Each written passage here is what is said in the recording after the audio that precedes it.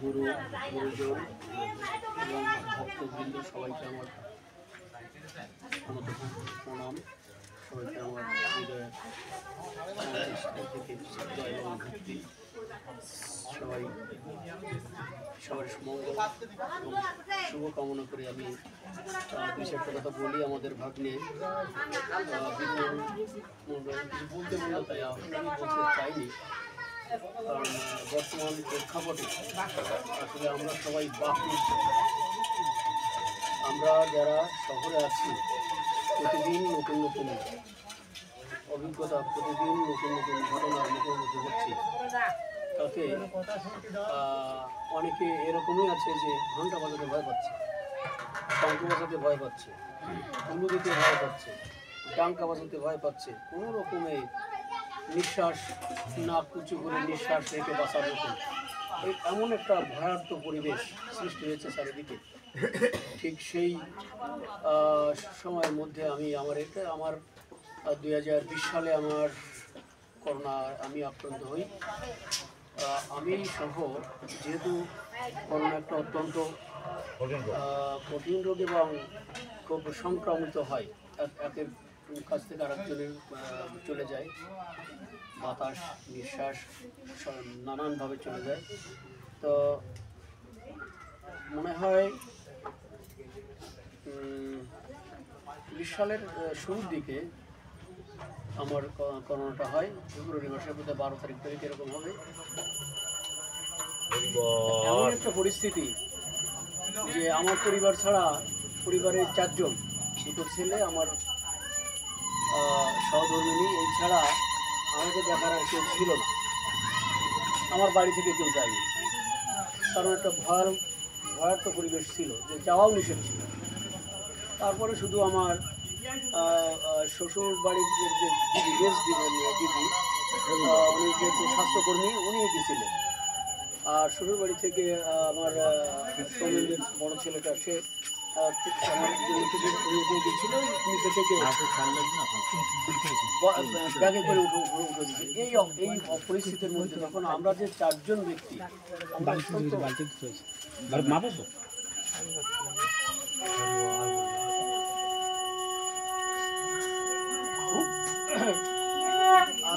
আমার কোথায় কি আছে, কিভাবে কি করতে হবে, তাও আমি আমার মিসেসকে বলে দিচ্ছি।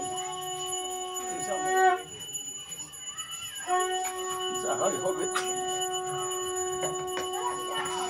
সে আমার সবসময় আমার পাশে ছিল, আমার দেখভাল করেছে, আর ওই ঠাকুরের নাম করে করেছে। আমি দীর্ঘ সময় অচেতন থাকতাম, আমার খাবার নিয়ে বাসায় সামনে পাশে পড়ে থাকতো, আমি টের পাইতাম না, আমাকে ডাকতো, আমি সাড়া দিতাম না।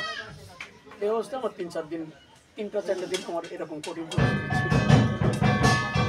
যাই হোক, ওই পরিস্থিতিতে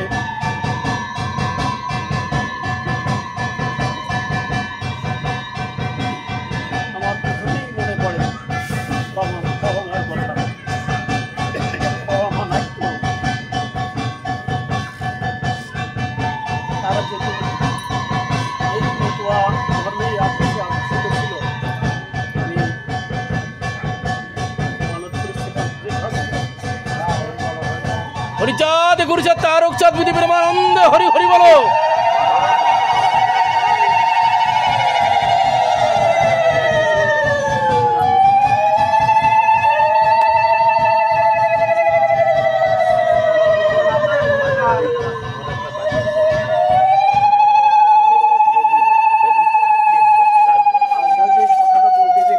সেদিন কান্নারও কোনো উপায় ছিল না আমার। আমি জানতাম না আমি কি করছি, কি খাইতাম তাও জানতাম না। আমি শুনেছি শুধু ওই দুধ দিয়ে বোধহয় 1 মুঠ ভাত খেতে পারতাম, আর কিছু খেতে পারতাম না। চুই দিতে লাগতো, সব কিছু দিতে লাগতো, শুধু দুধটা কেন দিতে লাগতো না, মোটামুটি দুধটা দিয়ে আমি 1 মুঠ ভাত খেয়েছি। এই অবস্থায় মোটামুটি আমার ছেলেদেরও সবার হয়েছিল করোনা, কারণ এটা তো অত্যন্ত ছোঁয়াচে। কিন্তু আমি তাদেরকে আগে থেকে ওষুধ খাওয়াই দিয়েছি, যার জন্যে তারা ওইভাবে আর চরমভাবে আক্রান্ত হয়নি। যাই হোক, তখন আমি মানত করেছিলাম যে ঠাকুর তুমি কৃপা করো, আমি সপ্তম দল দিয়ে তোমায় আবহাওয়া জয় বাবা হরিচাঁদ গুরুচাঁদ তারুচাঁদ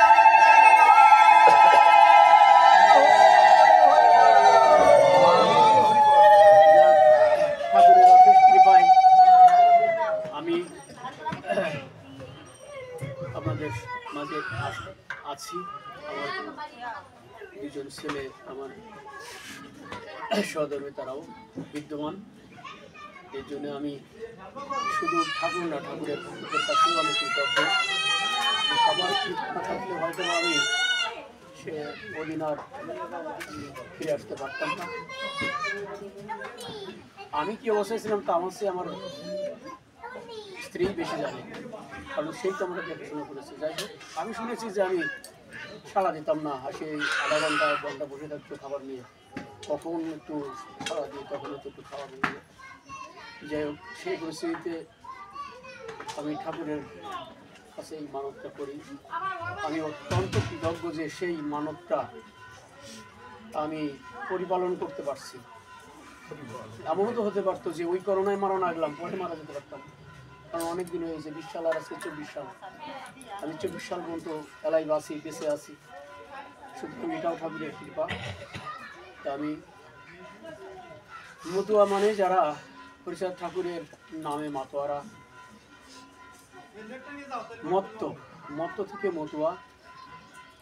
যখন হরিচাঁদ ঠাকুর তো বৈষ্ণবের, তার মাও বৈষ্ণবী এবং বাবা বৈষ্ণব, কিন্তু উনি বৈষ্ণবদেরকে পছন্দ করতেন না, যে কোনো কারণে হোক।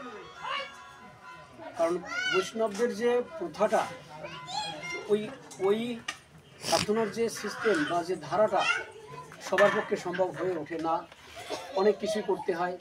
সেই সব বিবেক বিবেচনা করে এই হরিচাঁদ ঠাকুর এমন সহজ একটা মতাদর্শ নিয়ে আসলো যে দেখা গেল আমাদের তো কাঁচা দিয়ে কাজ করে খেতে হয় সারাদিন।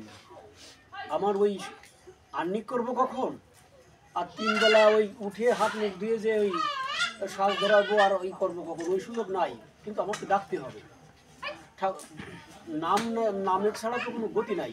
তাই হরিচাঁদ ঠাকুর এই পতিত জাতি, অর্থাৎ আমাদের যে নমশূদ্র তো ছিল না তখন, নমশূদ্র নামটাও তারা দিছে।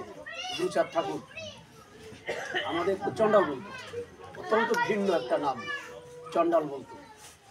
তা যাই চণ্ডাল থেকে আমাদেরকে উত্তরণ করে নমশূদ্র নামে খ্যাত করলো তারা।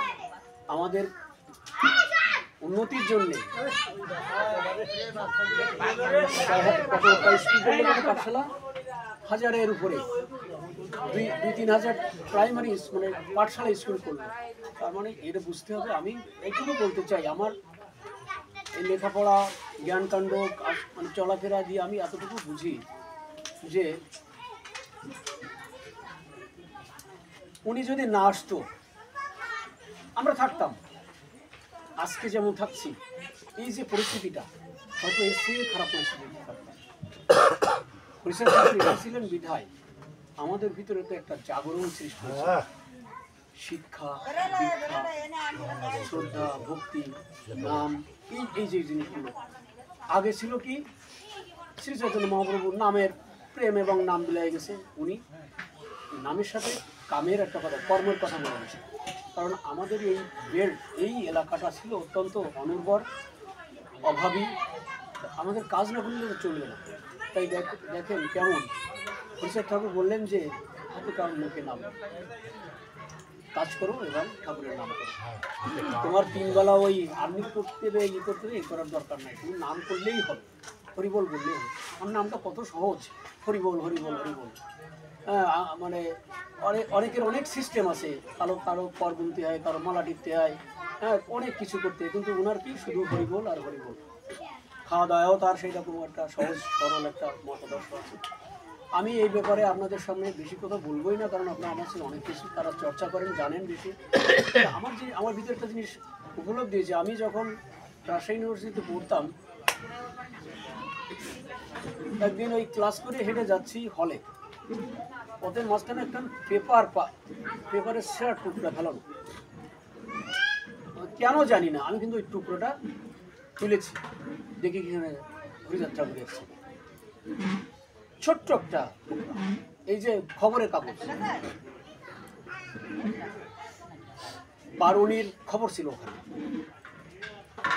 কে বা কারা ওই ছিঁড়ে টিড়ে ফেলিছে সেভাবে, কিন্তু ওইটা আমার চোখে পড়েছে, আমি কিন্তু ওটা করেছি, এবং সেটা আজও আমার, আমি গীতা পাঠ করি, নাম কাম করি, আমার ওইটা রেখে দিয়েছি আগে, কেউ যদি কোনোদিন দেখতে চায় দেখতে পারে, আর এখনো সেই কাগজটা আমার কাছে আছে। এবং আমি মনে করি শুধু ভক্তি দ্বারাই এই জগতের সমস্ত জ্বালা যন্ত্রণা, সমস্ত ইচ্ছা, সমস্ত উন্নতি করা সম্ভব। সমস্ত কিছু আমার ভিতরে কিচ্ছু ছিল না, আমার না ছিল টাকা পয়সা, না ছিল চেহারা ছিল, না ছিল বা আমার পরিবারের কোনো মানে 14 গোষ্ঠী যে কোনো হেল্প করবে কেউ ছিল না কোথাও।